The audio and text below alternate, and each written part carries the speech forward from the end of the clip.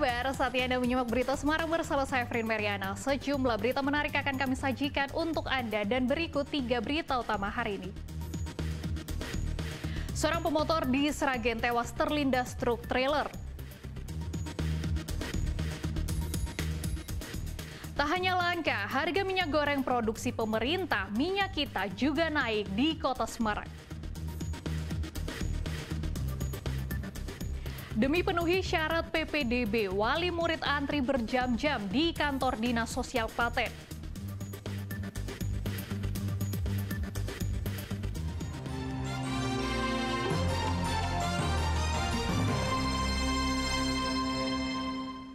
Seorang pengendara motor tewas terlindas truk trailer di Jalan Raya Gabugan, Sumber Lawang, Sragen. Kecelakaan pada Selasa malam itu terjadi karena korban mengendarai motor di jalur berlawanan.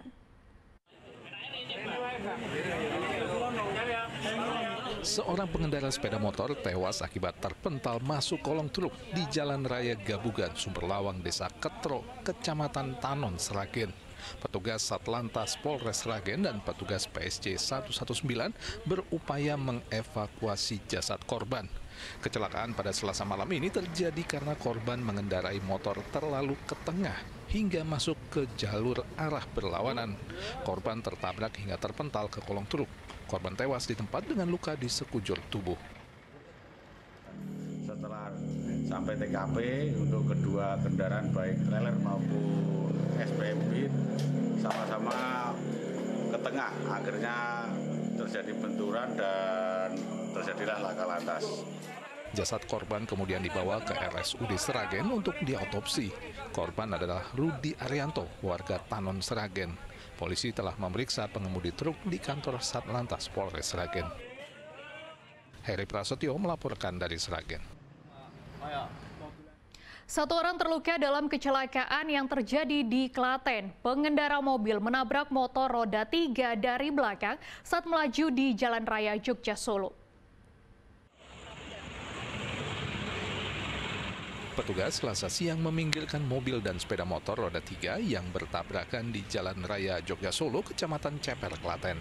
Sebelum kecelakaan terjadi, motor roda 3 yang dikendarai seorang warga bernama Guntur hendak berpindah jalur dari kiri ke kanan.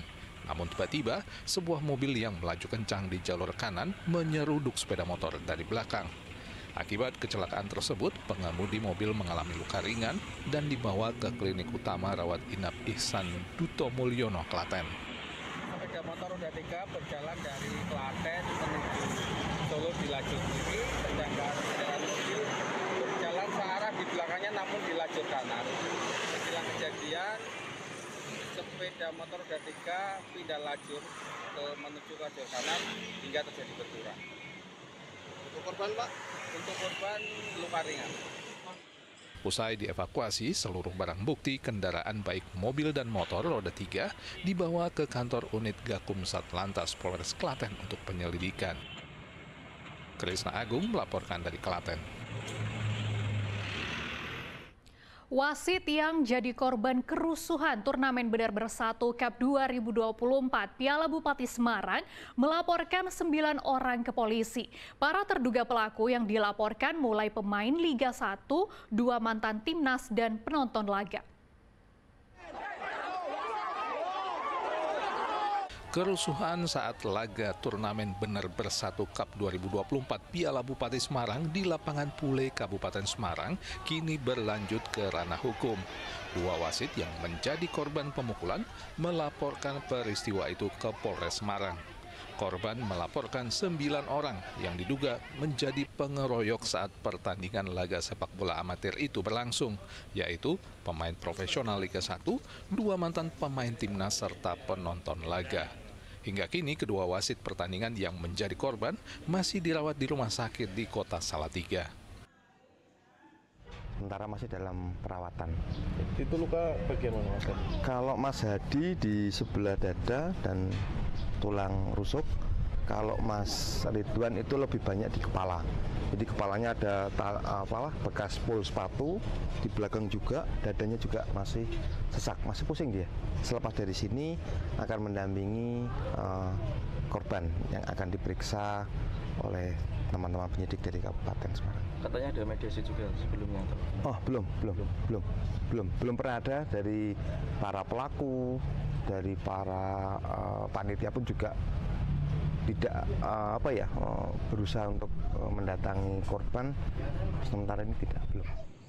Merespon laporan itu, polisi telah memeriksa sejumlah saksi terkait pemukulan terhadap wasit.